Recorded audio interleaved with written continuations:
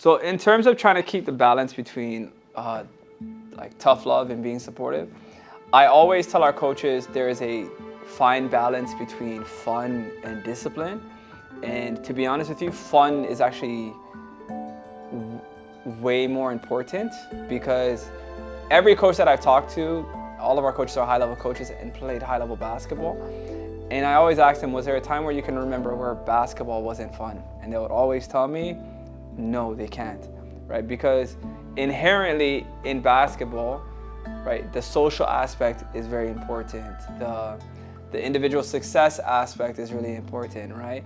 So, and just having fun, like that stuff is really important. And that having fun allows them to become lifelong learners, which is what we want. We don't want them to be in an environment where it's overly anxious, it's creating a ton of anxiety, and they're not in an environment that's gonna foster growth.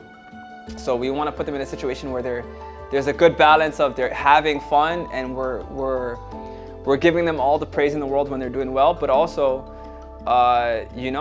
teaching them discipline, because discipline also matters a lot, right? Are you coachable? How well do you listen to your coaches? How well do you take criticism? How well are you able to execute certain X's and O's? All of these things translate to in the classroom, eventually when they have jobs, right? All of these things matter. Being able to be disciplined, they translate to other areas of life. So having that balance is really important, and that's something that we always stress. Yes, make sure that they're having a ton of fun, but also making sure that we're developing them at a high level and developing their confidence, right? So essentially, trying to play, let's say their skill level is here, trying to place a challenge which is not too far ahead of where they are to continue to, so that when they reach it, their confidence continues to grow, and not putting a challenge that's way too ahead of their current skill level, which could actually hurt their confidence as a result.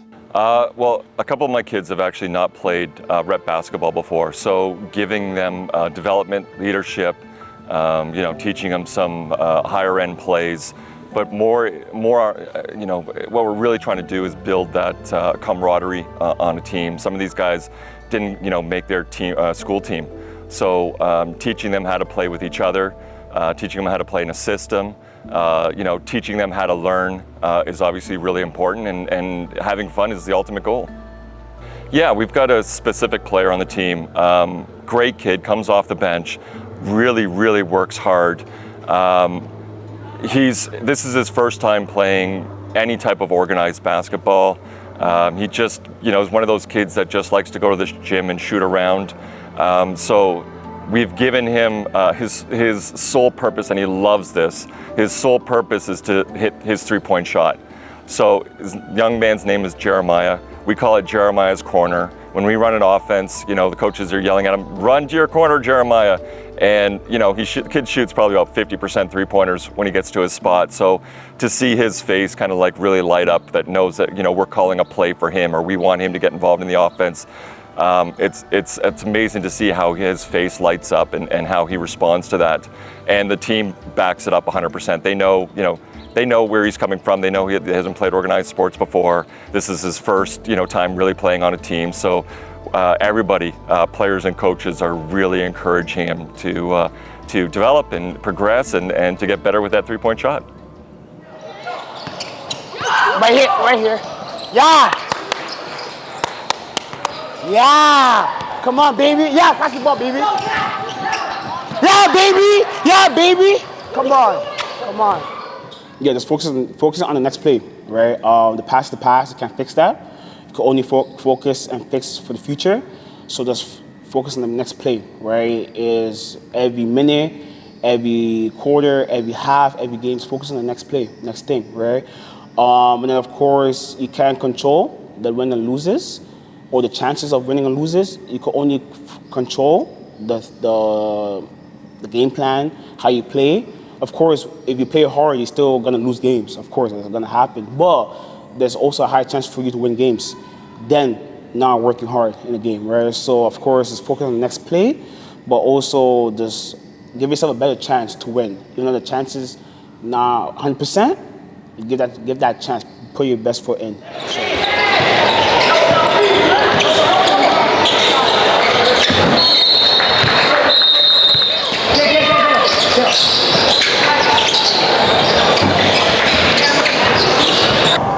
Coach Malik, when one game we were down and I was quitting, and he brought me to the side, and he was talking to me. He was asking me what was going wrong with the game, and he was basically telling me not to quit. The game's not over, and I ended up going back in the game, and then I ended up playing way better.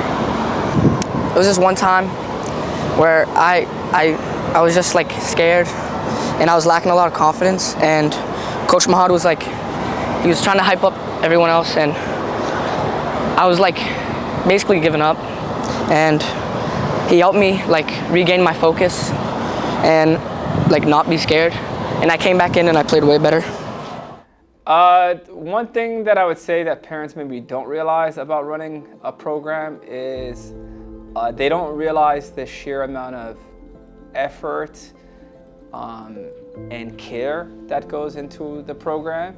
And there's a lot of things that parents don't see behind the scenes, right? Like they might come to a game and they might see that maybe a coach looks like he's being maybe tough on their child, or he's trying to, he or she, one of our coaches is trying to push them.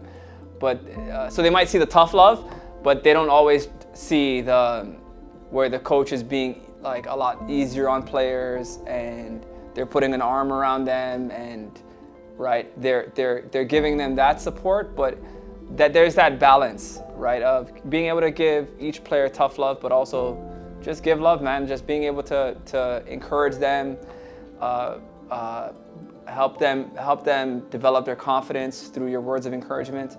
And parents don't always get a chance to see that. And on top of that, what also parents don't get a chance to see is that there's a lot of opportunity to learn from a loss. Like there's tons of opportunity. Like, to be honest with you, winning and losing for me doesn't exist in a program like ours, because they're always winning in some way, shape, or form. Whether they win a game, they get to celebrate, and even if they lose, they're winning from the experience, right? They're winning from the elite coaching. They're winning from the coaches making sure that we care about each player from 1 through 15, right? And these things are important, right? Like, how do players and kids overall deal with adversity, and how do they react when that adversity hits, right? Because sometimes you'll see what parents like, oh, well, maybe the program isn't winning as much as they would like. Everyone wants to win, but hey, there's winning that you can take even from situations where your team is not winning. And sometimes you'll want to leave a program because they're not winning a certain amount of games.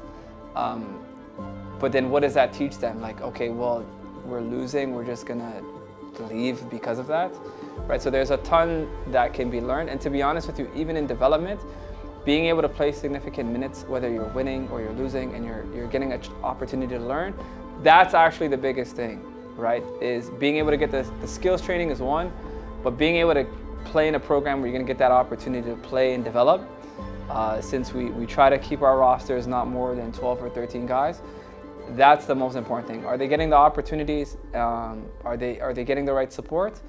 The winning and losing, don't worry so much about that. All of that stuff is gonna progress, right? They're gonna keep getting better, and that's the most important thing. Comes up, be aggressive. You